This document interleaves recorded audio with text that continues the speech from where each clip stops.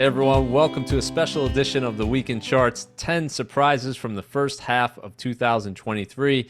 I'm your host, Charlie Bilello, and boy, do we have a lot of surprises from that first 6 months of this year. I want to start out with the U.S. economy and the recession that never came. So back in December 2022, a lot of pessimism out there. I did this poll on Twitter asking people about the economy. 85% said we're either in a recession already or going to be in one in 2023. And they were pointing to things like consumer sentiment. University of Michigan hit a record low in 2022, and we saw 8 consecutive months below 60, something we had never seen before. They were also pointing to the stock market, which was down 18% in 2022.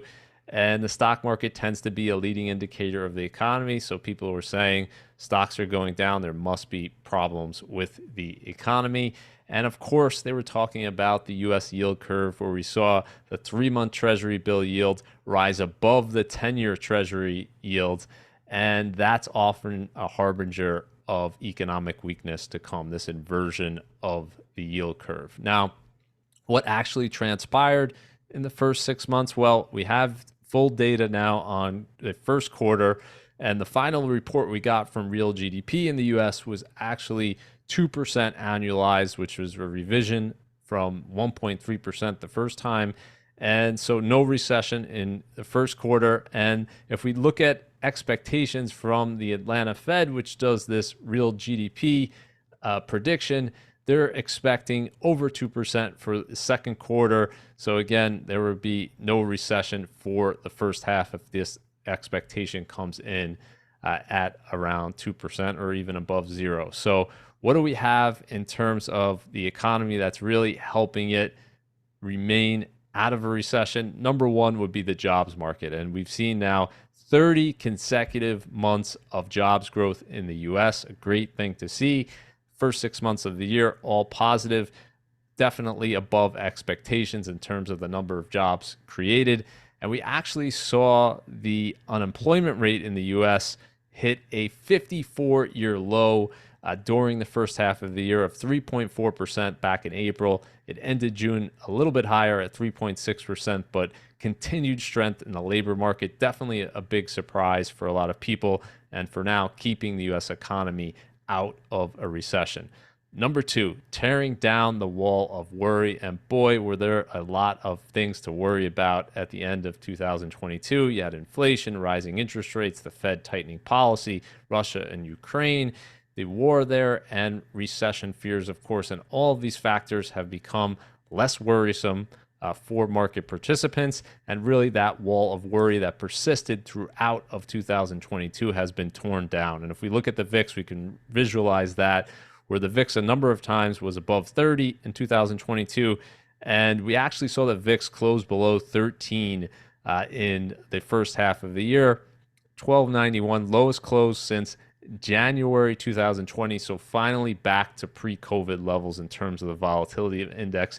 Very few people would have predicted that entering the year. And looking at the stock market, strategists for the first time in decades were predicting a down year for stocks. This is very atypical. They usually predict a positive year because the market is often positive 3 out of every 4 years. But entering 2023, we actually saw a Wall Street strategist for the first time in decades predict a down year for stocks. So what actually happened was definitely a surprise. It was actually one of the best first halves of the year that we've seen in history, up 16% on a price basis, more than that on a total return, including dividends. This was the best 124 trading day period since 2019. And before that, you had to go all the way back to 1997. So very good first half of the year, very much unexpected by market participants. Number three, speaking of unexpected, nobody entered the year was saying that this was going to happen. I didn't hear anybody mentioning this, but what we actually saw was not just a run on a bank, but a run on 3 major banks. They were actually the second, third, and fourth largest bank failures in history occurred in a very short period of time. First Republic Bank, Silicon Valley Bank, and Signature Bank all failing. They ended up, the depositors did not get hit in any of these cases. They came up with a plan, and depositors were made whole.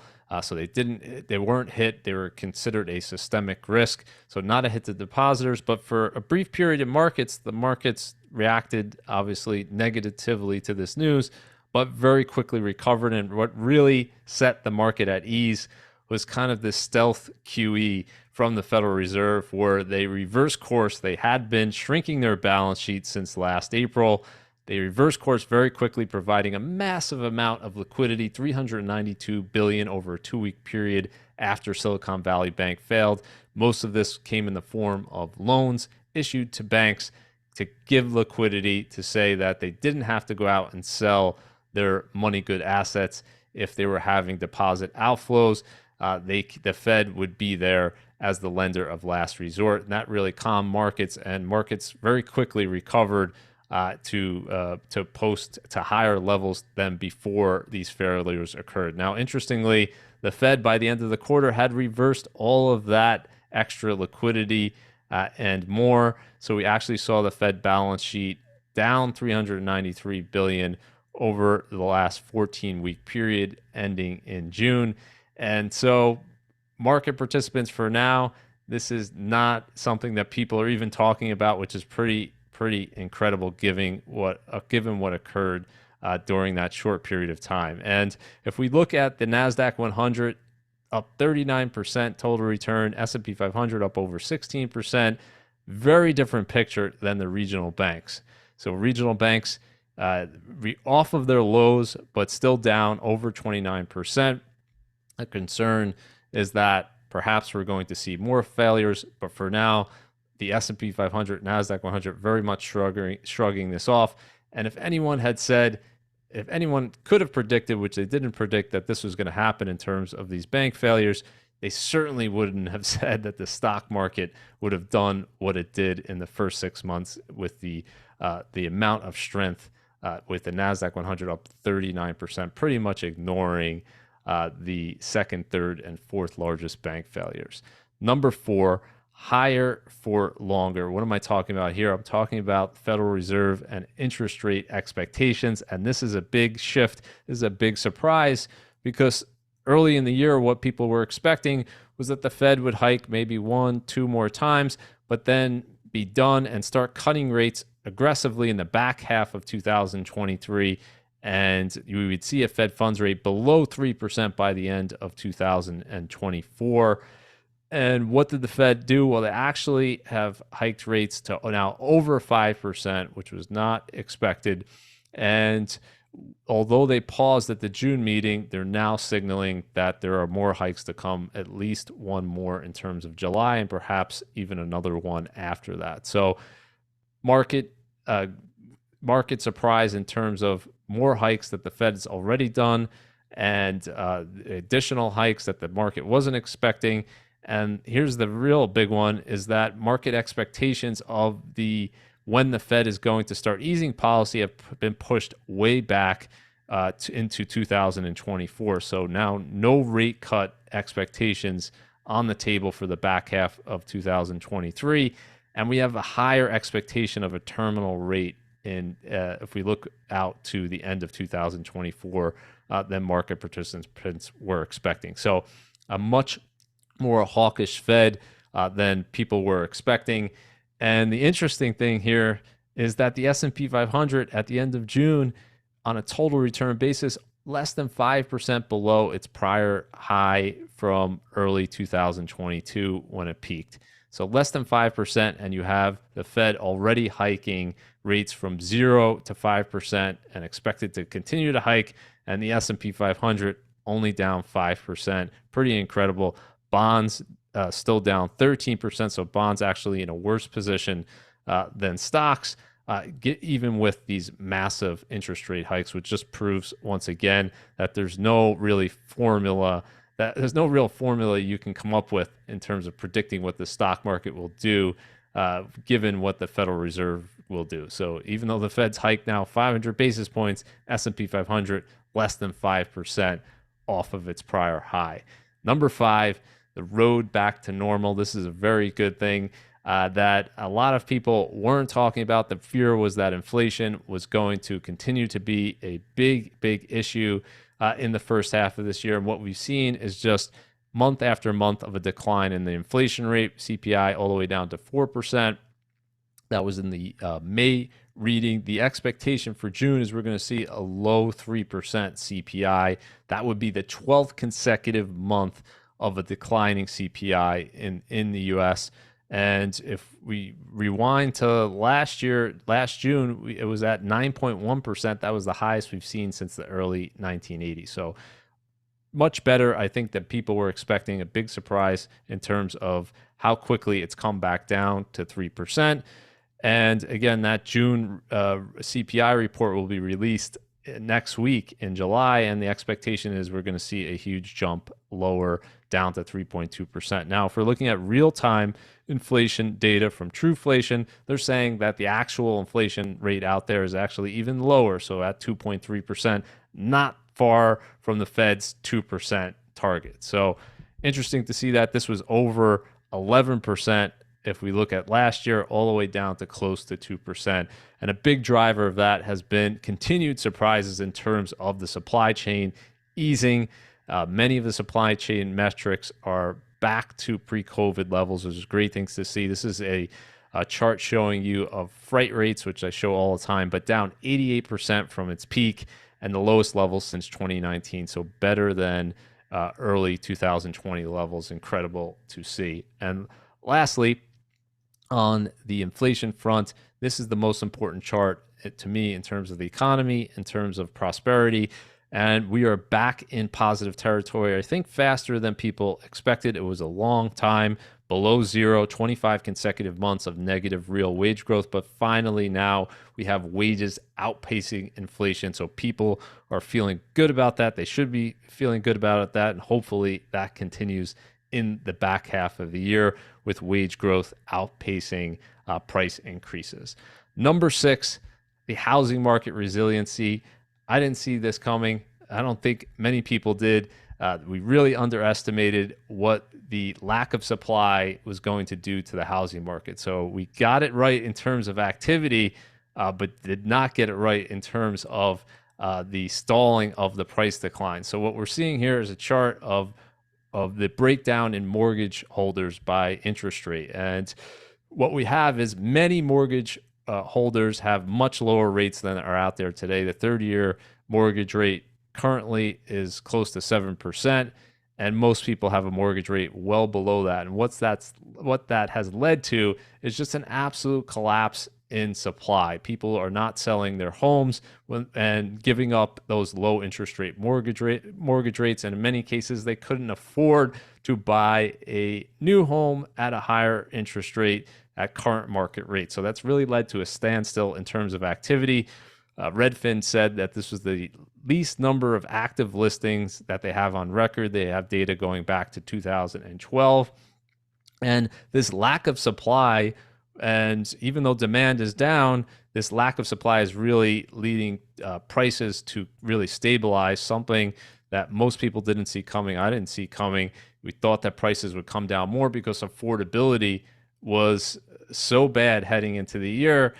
Not many people could afford the average home price, but because supply has been so low, we haven't seen huge price declines. If you compare this to the past housing bubble peak, we're less than 2% now off of the highs from last year in terms of national home prices. We look at the Case-Shiller National Home Price Index.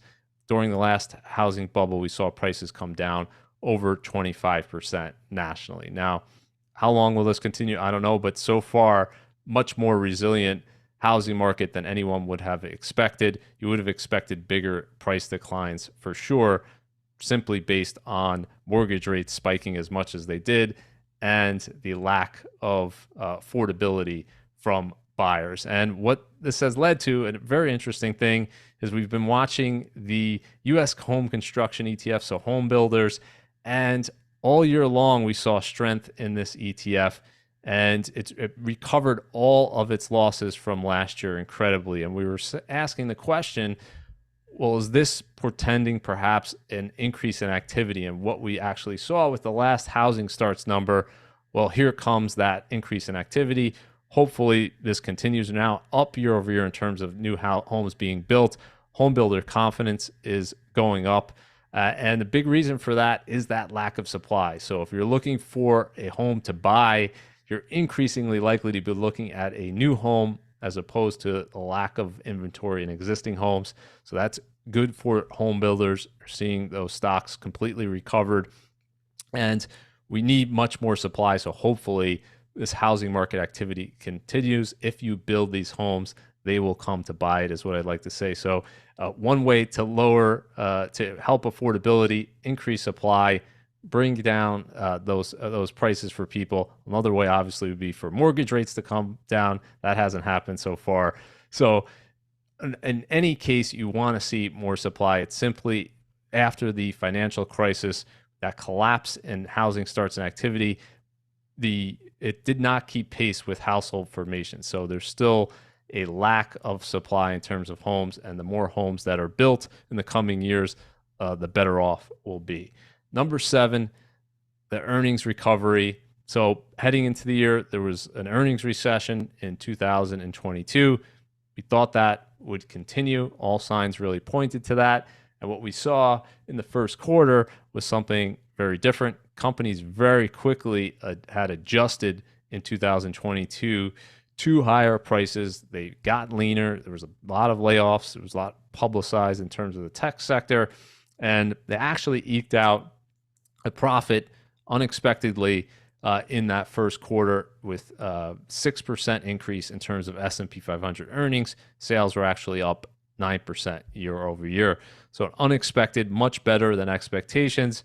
That earnings were actually higher than a year ago, even with the huge amount of inflation that we saw. So a big driver of this was margins expanding. And we talked about during the year just how incredibly companies reacted to these higher prices very quickly, very swiftly, right-sizing their businesses. And we actually saw a margin expansion in that first quarter. We'll see if this continues. It's certainly not going to be easy for companies going forward. You're likely to see growth slow, but just remarkable that we saw earnings go up over the last year in spite of all the headwinds in terms of rising interest rates being the biggest factor there. Incredible to see corporate profits actually go up. Number 8, again, not something people were talking about.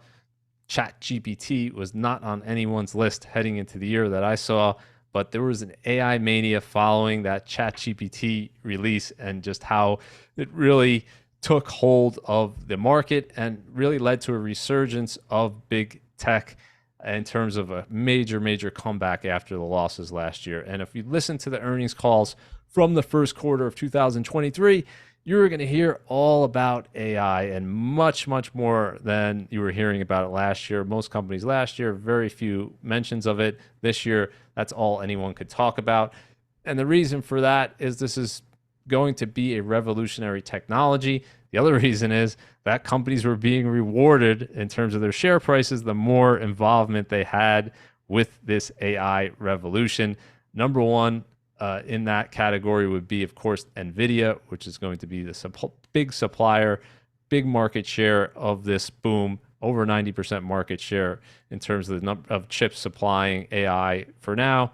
And NVIDIA's best performing stock in the S&P 500 in the first half of the year, up 189%. You're seeing many other tech companies benefiting from this on this list as well, Meta being one of them. AMD is on here, many other semiconductor stocks, really a rising tide that lifted many boats when it came to the AI boom. And what we've seen from NVIDIA is something pretty remarkable. Had a sizable sell-off last year, down over 60% off of its high in 2021, and just came roaring back on this belief that there's going to be a huge boom. We saw it already in the first quarter, but the expectation is we're going to see just huge acceleration in growth to come. And you see 62% annualized return for NVIDIA shareholders over the last 10 years, something you rarely see for a company this size. It actually hit a $1 trillion market cap this first half of the year as well. The big question, as we've talked about, is how much is too much in terms of valuation, and the expectations are extremely high. Nvidia price to sales ratio going up to 40 times, price to earnings, you could just really throw that out because the market's expecting so much in terms of earnings, but over 200 times earnings. And it lifted all of big tech back up in terms of its valuations. All of these big companies now trading at high multiples once again, something very few people were predicting. People were saying interest rates are going to go up. If the Fed keeps raising rates, you're going to see these multiples continue to compress. That simply did not happen. Fed's hiked rates 3 more times this year, expected to continue to hike. And we've seen multiple expansion this year on this euphoria. You might call it a mania in terms of AI. And if we look at what I've termed the enormous 8, the first half was unbelievable in terms of Nvidia, Meta, Tesla, Amazon, Apple, Netflix, Microsoft, Google, all having tremendous first halves of the year. So the demise of big tech that was written about in 2022 was a little bit premature with these run-ups. Apple, of course, hitting a new all-time high. The average stock not faring nearly as well as big tech. You had the S&P equal weight up 7%, small caps up 6%. But big tech, particularly stocks like Apple, leading the market once again. Apple hitting that, closing at that $3 trillion market cap for the first time. And if we look at Apple's share of the S&P 500, 7.6%. That's the highest for any individual company in the S&P 500, highest weighting with data going back to 1980. Well exceeding IBM, which was in the 1980s, Microsoft, ExxonMobil. These are some of the other companies in different periods for the market that held the highest weight. Apple is ahead of all of those. And if we look at Apple and Microsoft together, 14.4% weight in the S&P. That's the highest for any two companies. So big tech concentration, the resurgence of growth, all things that people were not predicting heading into 2023.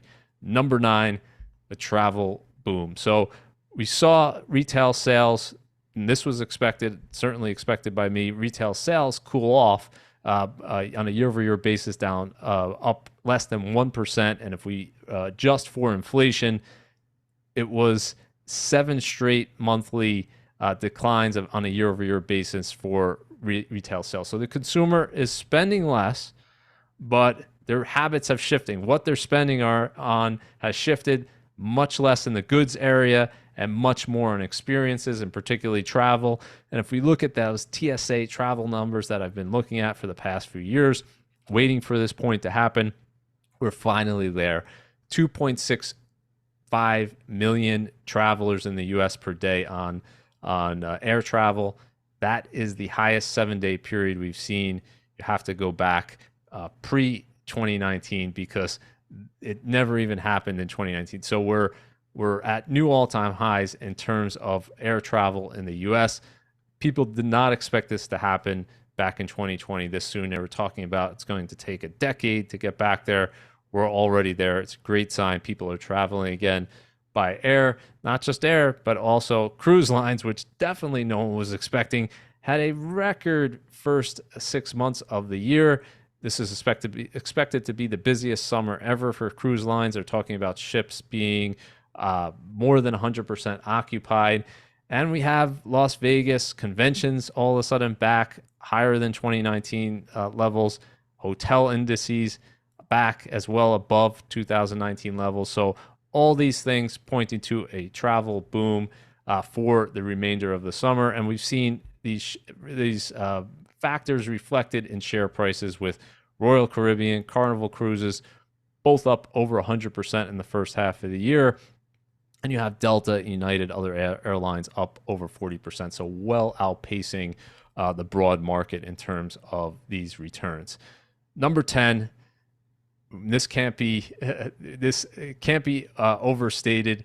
It's really a triumph of the optimists if we look at the first half of 2023.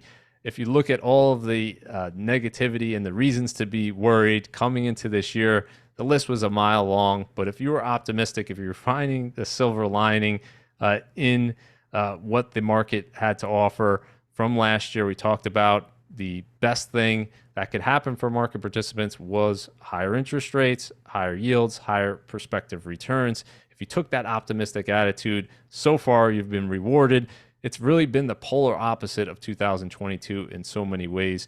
Almost every major asset class higher in the first 6 months of this year, the exception being commodities, which was the leading asset class and one of the only things to do well in 2022, actually down this year.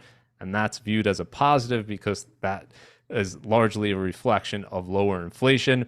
But everything else higher, from bonds to high yield bonds, regular bonds, investment grade bonds, mid caps, small caps, international stocks, emerging market stocks, S&P, growth, value, NASDAQ 100, and crypto, everything higher on the year so far. And if you're optimistic and you take a long-term view as an investor, well, you've been rewarded with sticking with your portfolio after 2022. Now, the question, of course, is what's going to happen in the second half of the year? And these are the questions I often get. Where will the S&P 500 end the year? What about the 10-year yield? Where is crude oil headed? Is gold or Bitcoin a better investment today? How many more times is the Fed going to hike rates? Is inflation going to rise again, or is it going to go back down and stay below 2%? When will the next recession begin? I don't have the answer, unfortunately, to any of these questions. Nobody does. The future is unknown. As Lao Tzu once said, those who have knowledge don't predict. Those who do predict don't have knowledge. So as an investor, you don't have to predict to do well in markets. You have to take a long-term outlook. You have to control your emotions. You have to invest based on probabilities, never certainties. And so throw predictions out the window. They're all going to be wrong, most likely. And even if they're right, that was probably more luck than skill. So what am I expecting for the second half of the year? I have one prediction only, and that's you're going to see many more surprises ahead. That is the nature of markets. It's constantly surprising us. And so we'll be doing this again in early 2024, talking about the many surprises in the back half of this year. So with that, we'll end it there. Have a great summer, everyone. Thanks for joining. If you like the content, subscribe to the channel, and we'll see you next time on the Week in Charts.